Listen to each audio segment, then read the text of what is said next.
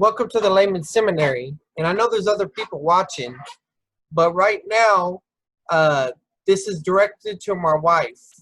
She's not in the video this time, but this is my surprise anniversary gift to her. That the Filipinas at your church will be playing for you. So you should be hearing this video around the time that you're walking in the door and you find out that you have flour. So happy anniversary, mahal, mahal, nakita Asawa. I was looking at the screen at the bottom of how to say that, but anyway, hopefully I said that right. If not, I'm sure you'll correct me. So anyway, I love you, and I hope you like this presentation. I wrote a poem for you called "Flower Girl." Okay, and you might know what I'm trying to get at, and so your friends, but I kind of made a PowerPoint to kind of explain some things. So remember whenever I proposed to you and we started planning and got the rings and all that stuff, and you started freaking out and you're like, oh no, I don't have flour. So here's a Bridezilla picture to symbolize that time in there, and one of the verses in this poem is going to talk about that. Now, another part of the poem is going to talk about whenever I went there to Hong Kong and Annabelle and Justin provided you with the flour. So you see, you can scream, I have flour.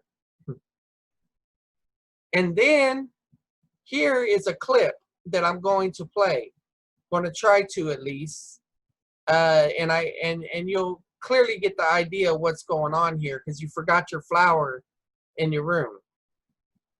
And this is your reaction. So let's play this. Oh, the flower! Oh, the flower!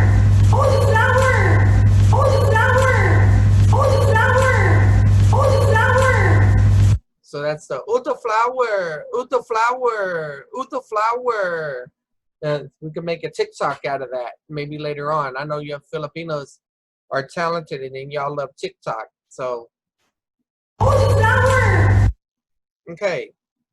Then here we are stepping out of the taxi, about to get married, and you see you have the flour, right? You have the flour. Great for that, right? All right. So what I've done in this wrap is I made it big, and of course when you do that, it distorts the words. So what I did was at the points wherever I intend to rhyme at the end of a word, they're underlined. So basically what I want to try to capture in this is me and you talking to each other, fighting like we do, but in a good way. If I say you're my flower girl, you'll say, hey, I'm a woman, not a girl. Yeah, but when you say flower, it's like a girl. You ask, what's the proof of that? I say, remember back. Back to when I proposed and you thought it apropos to have a dress, shoes, and a rose. You said, oh no, I don't have flour. Then you scowled, turning sour. But God provided a bouquet, so everything was more than okay, because he used Justin and Annabelle to surprise you with flour that you can smell.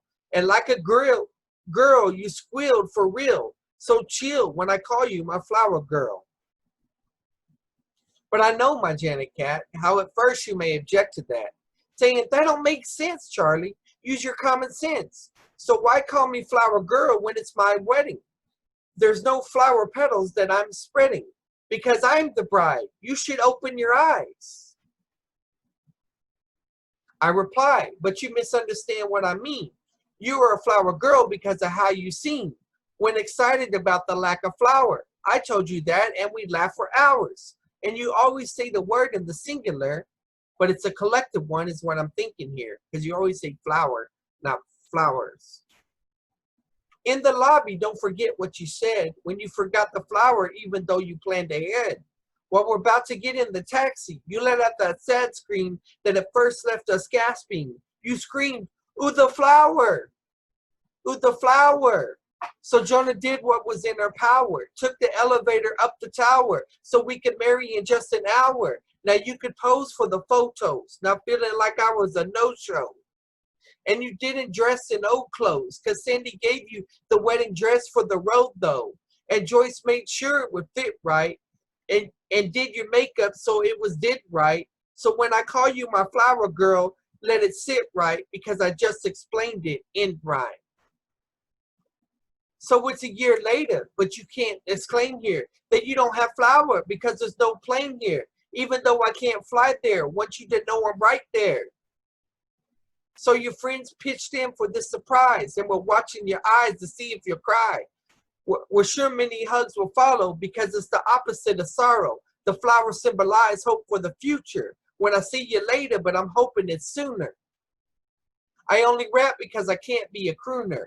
We scrap like we were the honeymooners, except we are Christian first. So we don't forget the verse. Happy anniversary. Now you have a flower and not just a verse from me. Hope you like that, Asawa. And this is to remind us that our marriage is not the end. That there might be the end of the PowerPoint, but it's not the end. It's the middle, no, not even the middle. We have a long life to live, and there's a whole lot that God's going to do.